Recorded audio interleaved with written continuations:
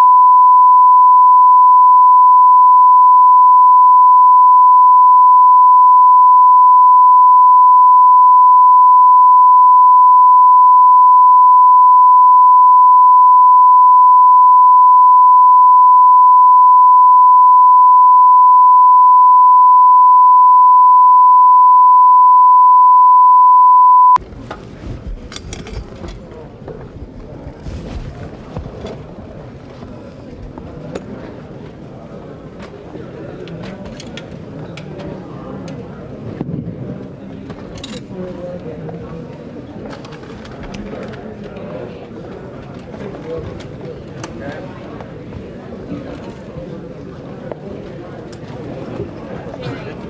called to get our line put out.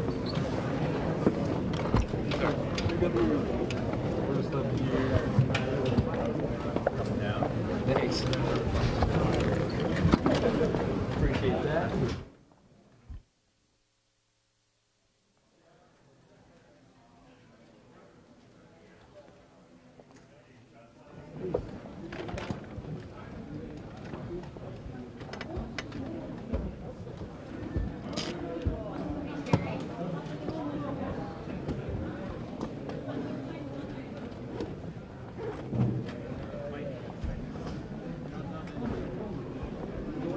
They got Omar out okay, but our head on is still not going out on 3. Anything at the rack?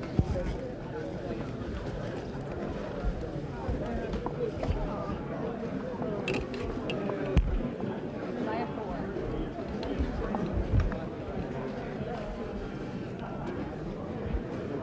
I called him.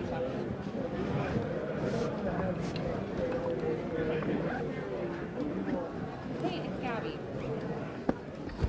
Hi, I'm seeing that you guys got option 4, but I don't honestly yet. Okay, you didn't place it. You were at the rack for a little bit when I just wanted to make sure the rack. Fiber 5, Fiber 5. 2, 3.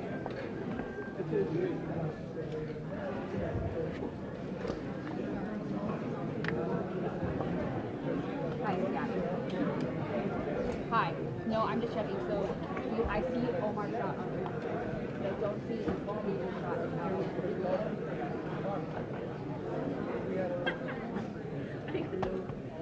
Fiber 5, that needs to go to pool 3. Fiber 5 to pool 3. And Gabby, fiber 6 to whatever pool number. Let's deal with 3 first, right?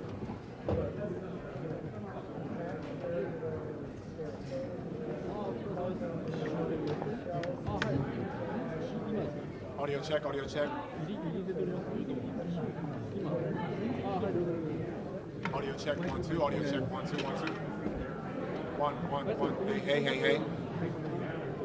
POTUS. Check, 1, 2, audio check, 1, 2. Audio check. Audio check, 1, 2. On everyone's receivers, channel 1 is English and channel 2 is Japanese. On everyone's receivers, channel 1 is English and channel 2 is Japanese. Audio check, 1, 2, 3, 4, 5, 6. Audio check.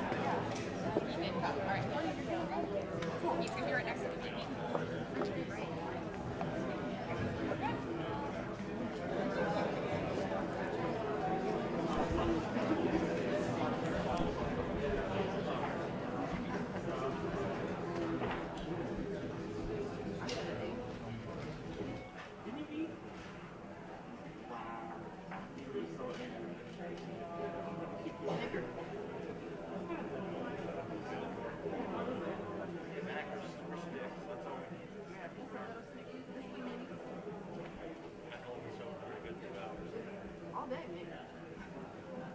Look.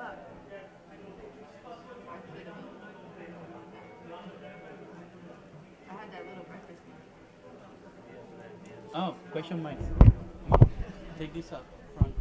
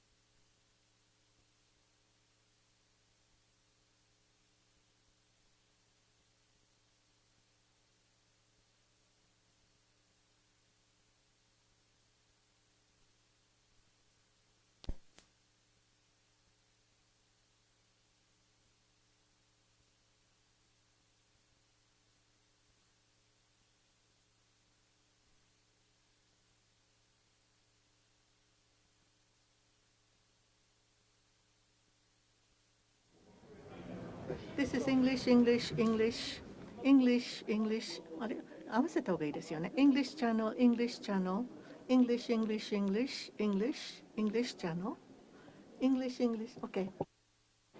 Continuing on the English channel, testing, testing. Can you hear me? 1, 2, 3, 4, 5, 6, 7, 8, 9. Testing, testing. Thank you.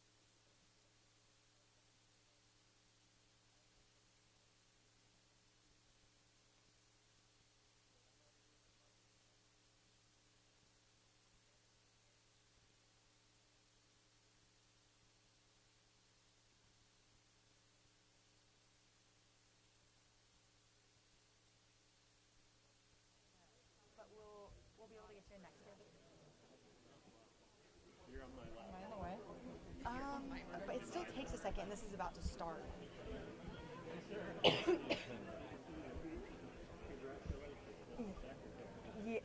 Yes, this is about to start. I'll see if somebody from our office can process it. Let me check. There's no way I can. Okay, perfect. I'm gonna go position myself in the middle. I'm gonna go. Yeah.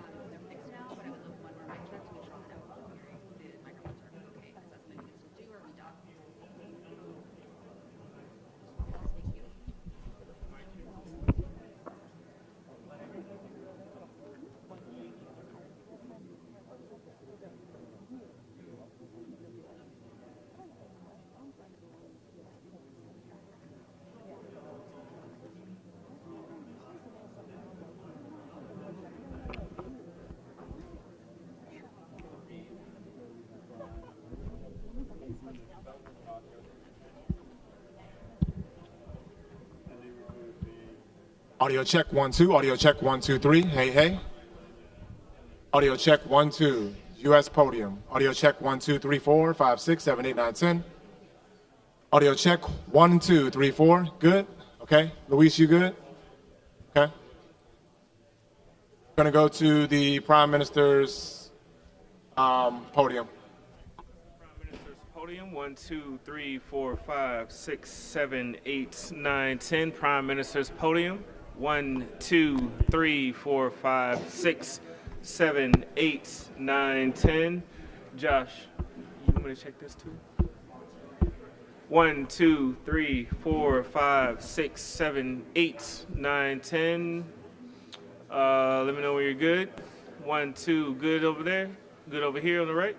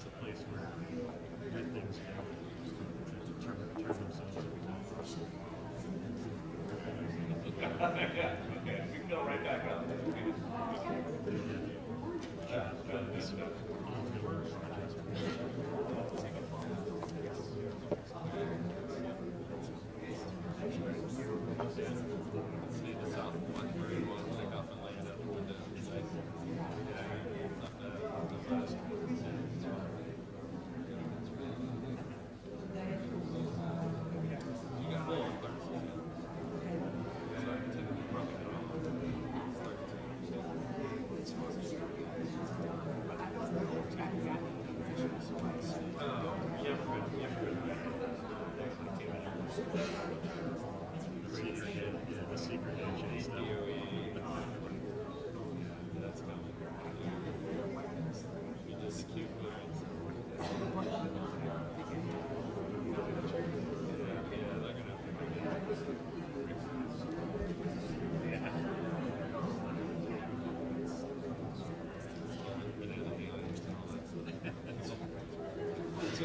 finally get to know all the secrets, the real important stuff.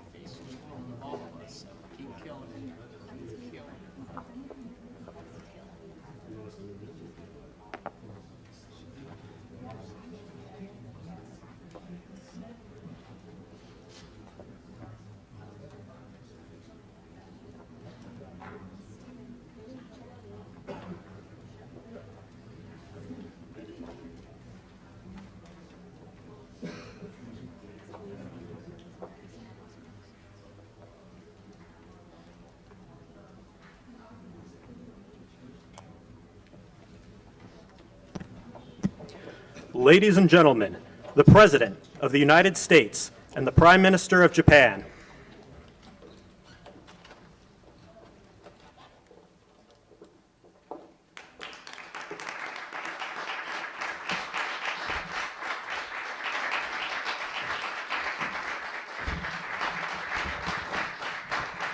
Thank you very much. Thank you very much. It's a great honor to be with the Prime Minister. We had a picture taken a little while ago, and it was so nice, I thought I'd present it to you on stage. And here's the picture. I wish I was as handsome as him, but I'm not.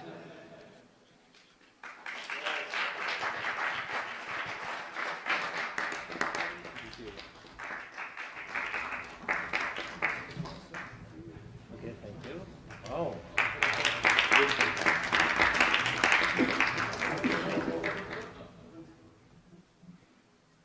Remember that day.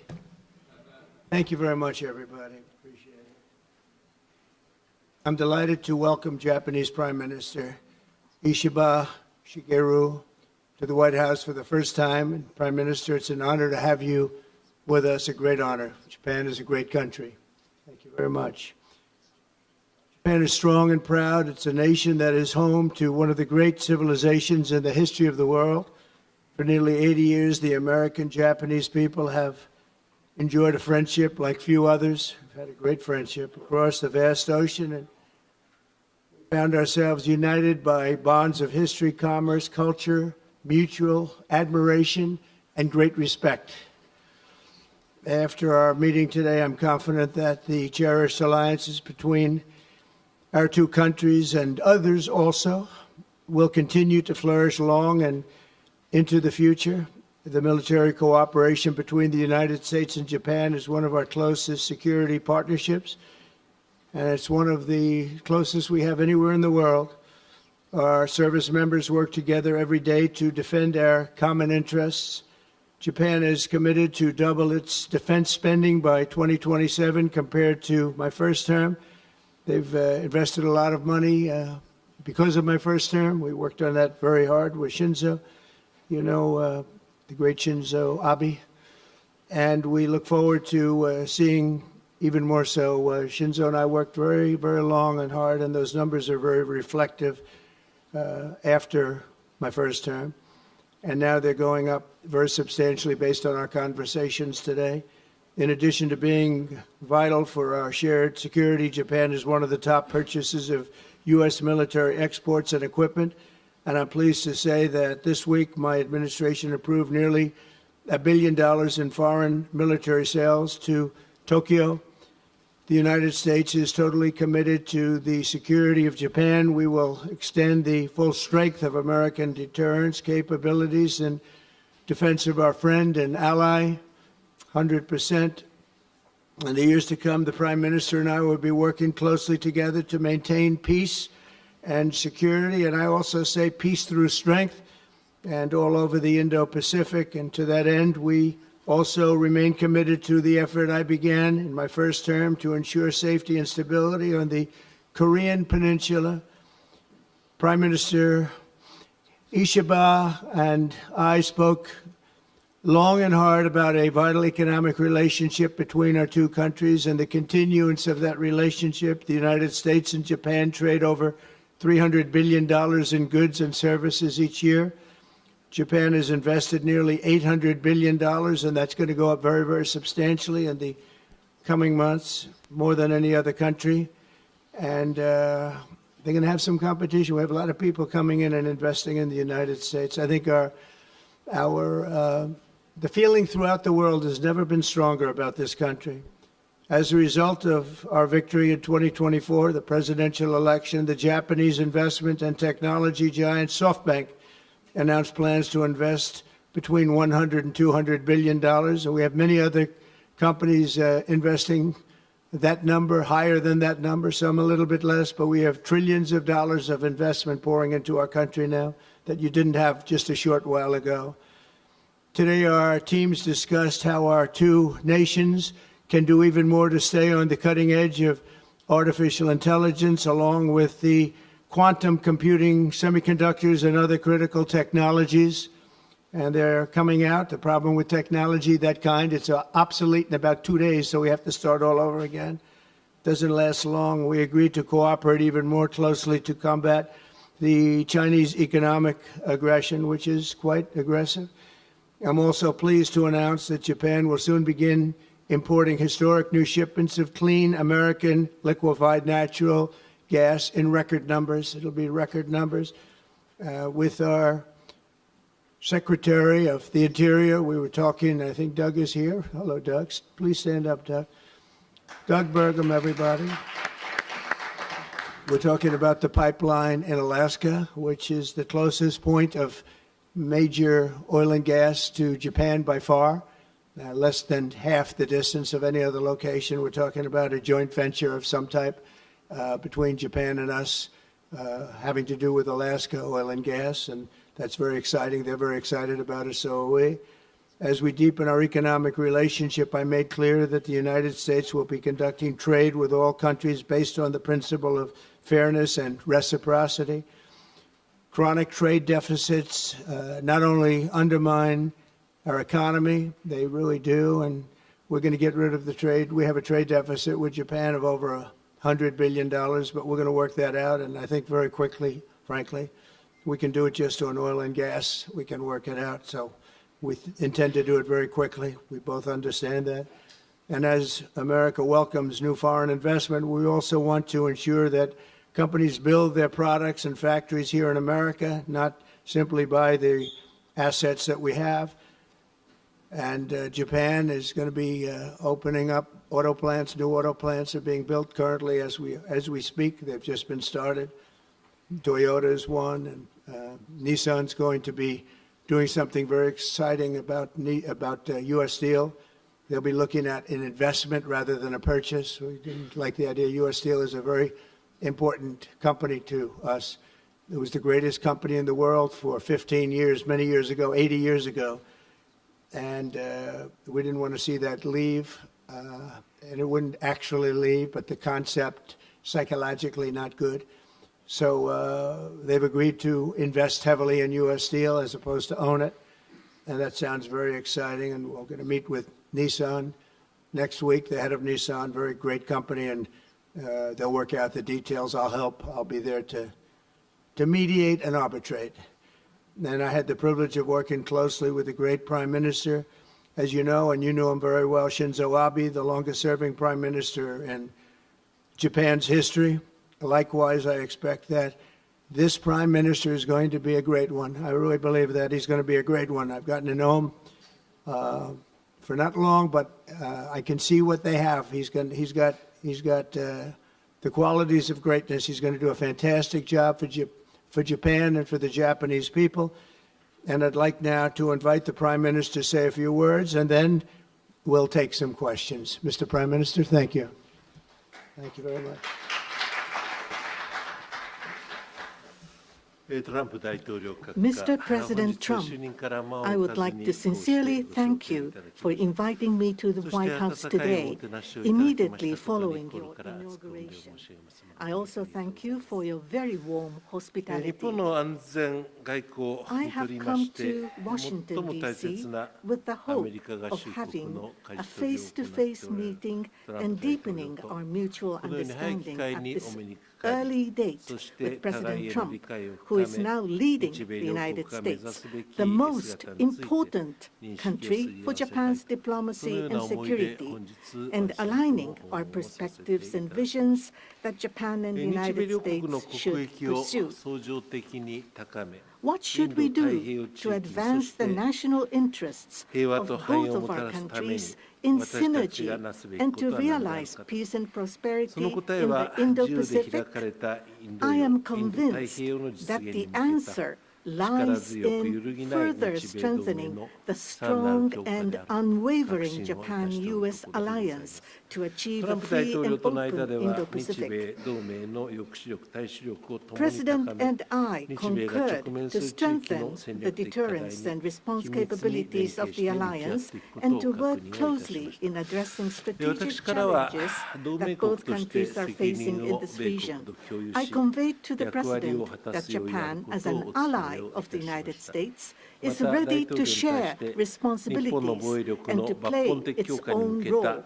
I also reiterated Japan's unwavering commitment to fundamentally reinforcing its defense capabilities, and we confirmed the unwavering commitment by the United States to the defense of Japan. We reaffirmed that Article 5 of the Japan-U.S. Treaty of Mutual Cooperation and Security applies to the Senkaku Islands. With half of the world's population and approximately 60% of the world's GDP, the Indo-Pacific serves as the engine of growth and vitality for Japan, the United States, and the world.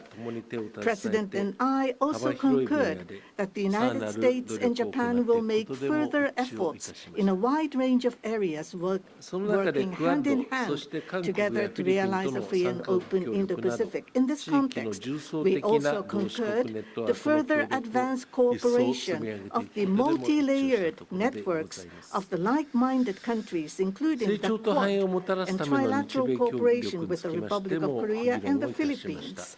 We also discussed Japan-United States cooperation to bring about growth and prosperity. Economic cooperation, including on economic security, is important from the perspective of strengthening alliance cooperation. Japan is the closest economic partner of the United States and has been the world's largest investor in the United States for 5 consecutive years. Also, with the inauguration of President Trump, the momentum for Japanese companies to invest in the United States is growing even stronger. Today, I conveyed my willingness to cooperate together to elevate Japan's investment in the United States to an unprecedented amount of $1 trillion. President Trump and myself also concurred to elevate the Japan-U.S. partnership to an even higher level through improving business environment and increasing bilateral investment and employment, strengthening each other's industries, leading the world in developing advanced technologies such as AI and leading-edge semiconductors, and strongly promoting efforts to harness the energy of the growing market in the Indo-Pacific region. We also confirmed that we will cooperate to strengthen energy security between the two countries, including increasing exports of the United States liquefied natural gas to Japan in a mutually beneficial manner. Regarding foreign exchange, as in the first Trump administration, close discussions will continue between Japanese and the U.S. finance ministers who are experts in this field. We also held candid discussions on challenges the Indo-Pacific region is facing. We confirmed that we are resolved not to allow unilateral attempts to change the status quo by force or coercion, and to oppose such attempts in the East and South China Seas in order to fully defend a free and open Indo-Pacific.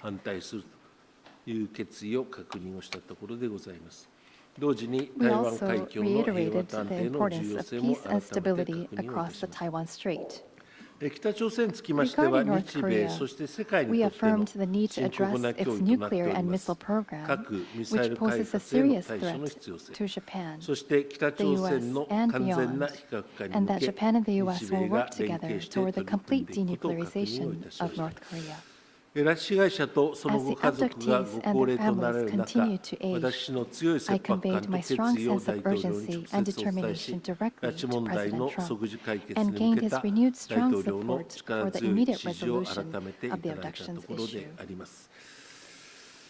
While this was my first face-to-face meeting with President Trump, we were able to openly and frankly exchange views, and our meeting turned out to be very productive and meaningful.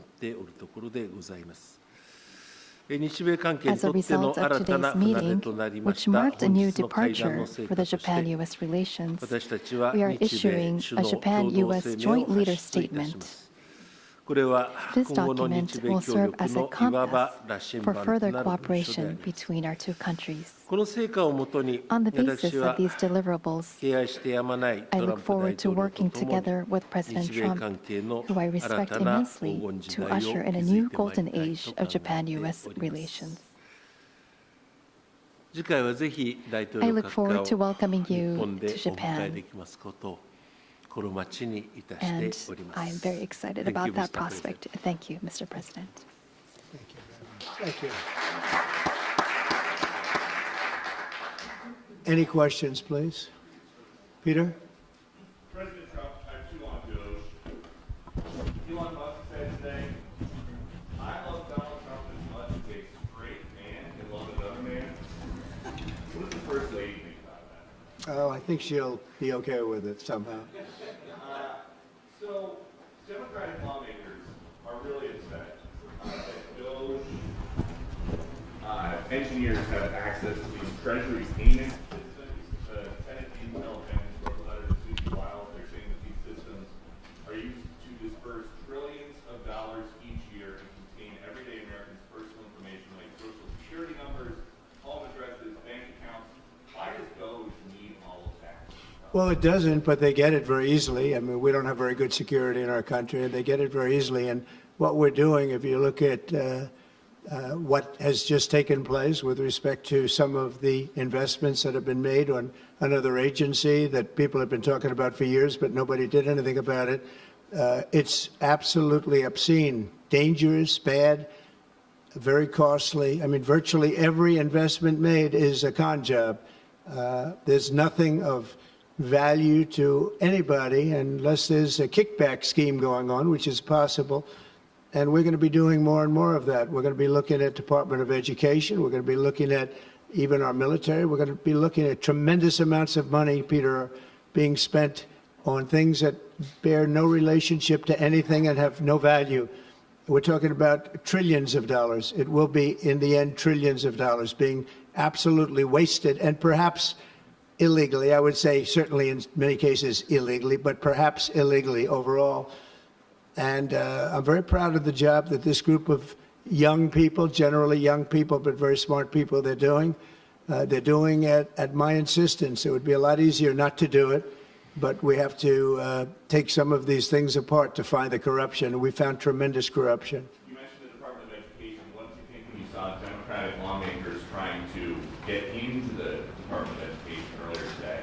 Oh, I see the same ones. I see Maxine Waters, a lowlife. I see, all these people. They don't love our country. They don't love our country. We want great education. So they rank 40 countries in education. We're ranked dead last. But the good news is we're number one in one category. You know what that is? Cost per pupil. We spend more per pupil than any other country in the world. You look at Norway, Denmark, Sweden, various countries all up and down, Finland, China does very well in education. And then you look at us, we spend much more money than they do per pupil or any other way, but we spend much more money than they do, and yet we're ranked this year, Biden's last year, congratulations, Joe, we're ranked dead last. So what I want to see is education. Number one, I like choice. We all like choice. But beyond choice, long beyond choice, I want to see it go back to the states where great states that do so well have no debt. They're operated brilliantly. They'll be as good as Norway or Denmark or Sweden or any of the other highly ranked countries. They'll be, probably have 35 to 38 states will be right at the top. And the rest will come along. They'll have to come along competitively. And by the way, we'll be spending a lot less money and we'll have great education. As part of this DOGE cost-cutting effort, one of the DOGE engineers was fired for some inappropriate posts. The vice president says, bring him back. What do you say? Well, I don't know about the particular thing, but if the vice president said that, did you say that? I'm with the vice president. Thank you, Peter. Yeah, go ahead, please. Yes, red dress. President, just how strong do you want Japan's military to be? And do you specifically hope that their increased military spending will deter China and North Korea? What did you talk about that today? Well, I want our military to be the strongest. I also don't mind spending so much money in the military because we build it here. It's made in the USA, all made in the USA. We have, I rebuilt our military during my first term. Did a great job. We left some of it behind in Afghanistan, stupidly. There was no reason for that, but it was still as much as it was. It was billions and billions of dollars, but it was a small part of it. But we're going to have the strongest military by far. We have great people. I want to congratulate Pete Hegseth for having gone through the gauntlet. He went through a lot, but he got through, and he's going to be a tremendous, I have no doubt he's going to be a tremendous leader. And other of the leaders sitting here, they're in their own fields. We're going to do something very, very, very great, and we expect great things. But I expect the strongest military by far in the world, far stronger than China, far stronger than anybody, and that's the way it is. Thank you very much. Would you like to ask a question, please? Go ahead. Thank you, Mr. President. Thank you. This is Hiramoto from Nippon Television. My question, let me ask two quick questions. Sure. First, this is the first meeting between Mr. President and Prime Minister Ishiba. So what kind of impression do you have on him? And number two, do you have an idea or do you have a plan to impose tariff against Japan so far? Thank you. I think that he is going to be a great prime minister. I think he's a very strong man, very, very strong. I have great respect for him. I've known him for a long time through a reputation. Shinzo Abe thought the world of him, and I think he's going to do a fantastic job as prime minister. A very strong person. I wish he wasn't so strong. I wish he was a little bit weaker than that, but that's what I got. I have to get strong guys all the time. He's going to be a great prime minister. I also, in terms of tariffs, I mean, we're going to have tariffs, mostly reciprocal tariffs, where we go with, and I'm going to be probably meeting on that Monday or Tuesday, have an announcement, probably a news conference, but probably reciprocal tariffs where a country pays so much or charges us so much, and we do the same. So very reciprocal, because I think that's the only fair way to do it. That way, nobody's hurt. They charge us, we charge them. It's the same thing. And I seem to be going in that line as opposed to a flat fee tariff. Okay? Yes, go, please. Please, go ahead. Why don't you go ahead? 読売新聞の太田です。よろしくお願いいたします。石破首相にお伺いいたします。初めての首脳会談になりましたが、トランプ大統領の印象はいかがでしたでしょうか。信頼関係を構築することができたとお考えでしょうか。また北東アジアでは対中国、対北朝鮮などさまざまな課題があります。冒頭でもご発言がありましたが、トランプ大統領には日米同盟強化に向けて何を特に強く訴えてどのような理解を得られましたでしょうか。また経済分野では日本製鉄の US スチール回収計画やAI 産業などへの日本企業の投資や LNG 輸入拡大などさまざまなテーマがあると思いますが、トランプ大統領の間ではどのようなやり取りがありましたでしょうか。総理から説明された日本による1兆ドルの対米投資について、トランプ大統領の反応はいかがでしたでしょうか。また関税や防衛費増額についてのやり取りも教えてください。What about your communication on tariff front? This is the first time that I met with President Trump in person. So this was the first time meeting face to face. But for many, many years, I have watched him on television. So it was quite exciting. I was so excited to see such a celebrity on television, to see in person. On television, he is frightening, and he has a very strong personality. But when I met with him, actually, he was very sincere and very powerful, and with strong will for the United States as for the whole world. I was able to feel that. This is not the sort of polishing or trying to suck up to him. For the world peace and for the regional stability that both of our countries need to play our role and make our endeavors and responsibility. As for the increase of our defense expenditures, it is not that we are told by the United States to do so.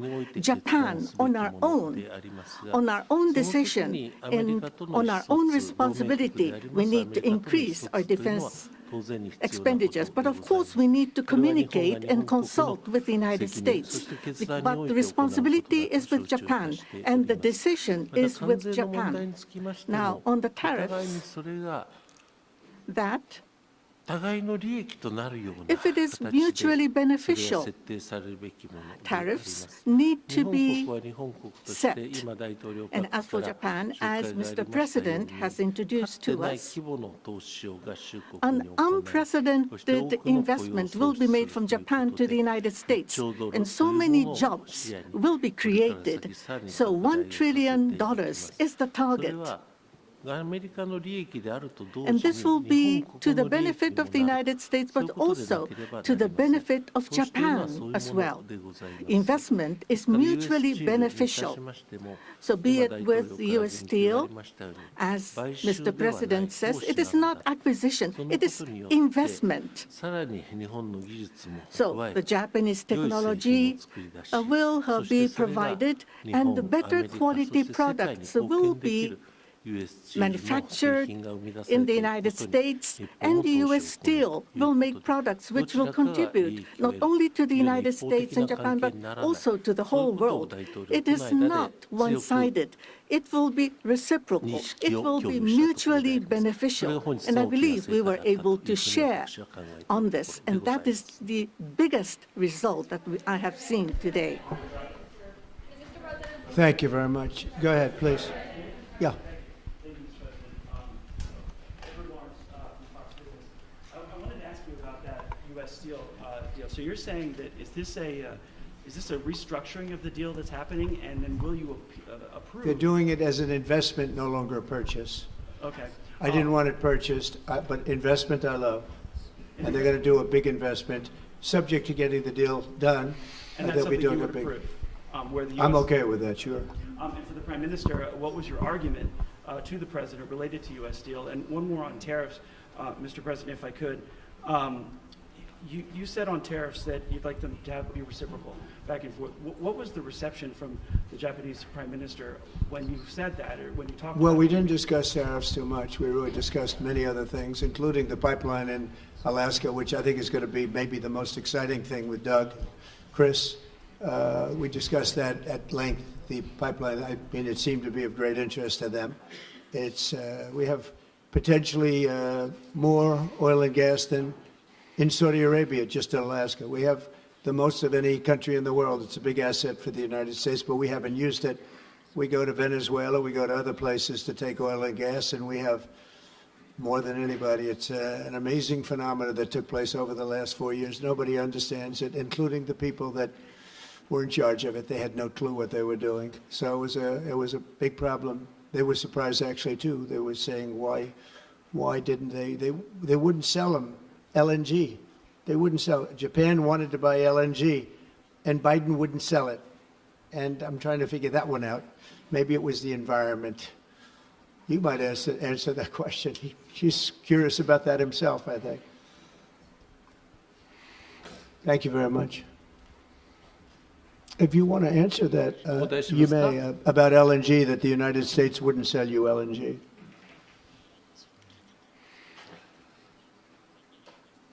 That was a really unfortunate thing, but the current administration, the previous administration was not allowing the LNG to be exported to us. I believe that President Trump, on the day of his inauguration, allowed us to resume this importing. I think this is something that is really wonderful for us. And as the country of Japan, we are interested in importing not just LNG, but also bioethanol, ammonia, and other resources at a stable price, a reasonable price from the United States. And we also want to improve the trade deficit that the U.S. has towards Japan. So if we are able to buy those at a stable and reasonable price, I think it would be a wonderful situation. And for that, I am very appreciative to President Trump, and we also look forward to LNG and hope that it's a success. I want to just say that on the ethanol, Iowa is going to be very happy. All of the Nebraska, all of our farm states are going to be very happy. They want ethanol, and we'll be able to provide it. So our farmers, who I like and they like me, I think they're going to be very, very happy. We've opened the sale of LNG immediately. Actually, we did it a few days ago. And China, right now, not only China, everybody wants to buy it. We have more than anybody, and they're all buying it. But Japan in particular, we're very happy that they're going to start immediately. And we can supply it to the world, but we're supplying it to Japan, and they can always be right up in the front of the line. Yeah, go ahead, please. Go ahead. Mr. Prime Minister, I have a question for you as well, but Mr. President, I'll start with you.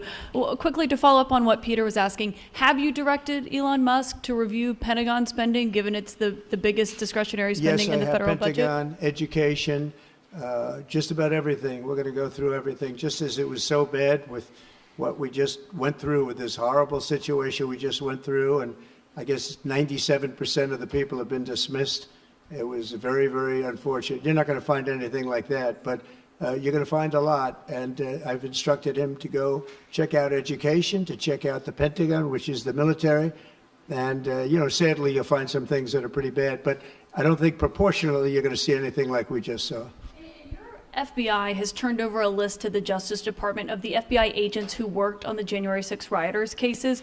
Are you planning to fire the FBI agents who worked on those investigations? No, but I'll fire some of them because some of them were corrupt. I have no doubt about that. I got to know a lot about that business, that world. I got to know a lot about that world, and we had some corrupt agents, and those people are gone or they will be gone, and it'll be done quickly and very surgically.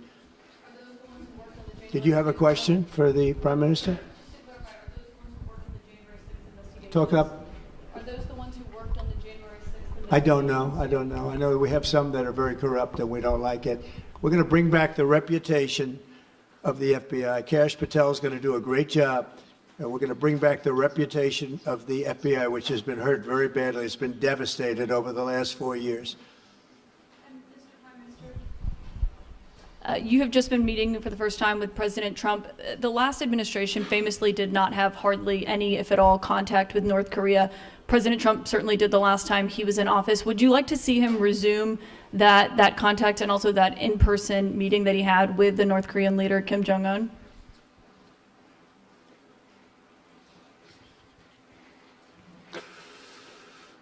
That is something that the United States needs to determine on its own, and it's not something that we should request. Having said that, but for example, in Vietnam or Singapore, the President of the United States, President Trump was able to meet with Kim Jong-un. I think that's a very positive development. So now that President Trump is in power again,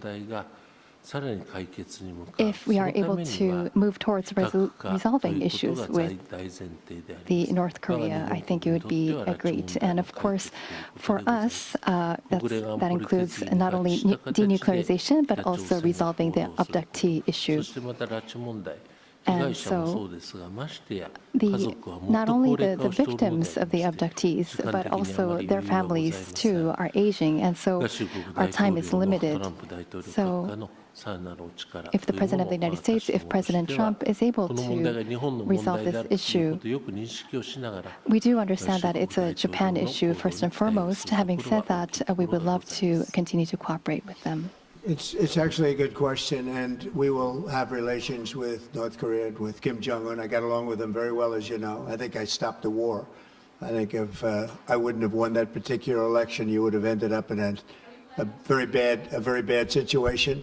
But I did, and we had a good relationship, and I think it's a very big asset for everybody that I do get along with him. I get along with him, he gets along with me, and that's a good thing, not a bad thing. And I can tell you that Japan likes the idea because their relationship is not very good with him. And if I can have a relationship with not only him, but other people throughout the world where there seem to be difficulties, I think that's a tremendous asset for the world, not just the United States. Go ahead. I have a question for you and for the Prime Minister as well. Mr. President, I wonder what you make of the criticism from Democrats that these staff reductions, the cuts that Elon Musk and Doge are doing are an unlawful power grab. And is there anything you've told Elon Musk he cannot touch? Well, we haven't discussed that much. I'll tell him to go here, go there. He does it. He's got a very capable group of people. Very capable. They know what they're doing. They'll ask questions, and they'll see immediately as somebody gets tongue-tied that they're either crooked or don't know what they're doing. We have very smart people going in. So I've instructed him go into education, go into military, go into other things as we go along. And they're finding massive amounts of fraud, abuse, waste, all of these things. So, but I will pick out a target and I say go in. There could be areas that we won't, but I think everything's fertile. You know, we're a government. We have to be open. And as an open government, I don't know, I guess you could say maybe some high intelligence or something. And I'll do that myself if I have to. But generally speaking, I'll just say go. But he will be looking at education pretty quickly, and he will be looking at military too. You know, bulk of federal spending is Social Security, Medicare, programs like that. Would you like to see him look at those programs as well? Well, they don't really have to be looked at by him. They can be looked at by us. Social Security will not be touched. It'll only be strengthened. We have illegal immigrants on Social Security, and we're going to find out who they are and take them out. We have illegal immigrants in other Medicare. We've found a lot of bad people, a lot of people that shouldn't be on, that were put on through California. A lot of them come out of California. We're not going to stand for that. So we're going to strengthen our Social Security, etc. We're not going to touch it other than to make it stronger. But we have people that shouldn't be on, and those people we have to weed out. Most of them, or many of them so far, have been illegal immigrants. They shouldn't even be in the country. Do you have a question for the Prime Minister? I do. Mr. Prime Minister, the President's affinity for tariffs is well known. If the U.S. places tariffs on Japanese imports, would Japan retaliate?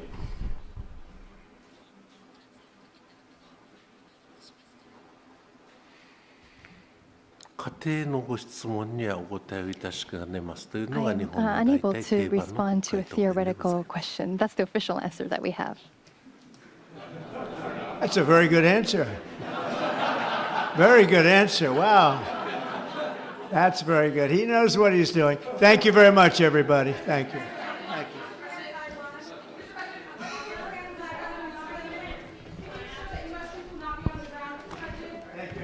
Thank you.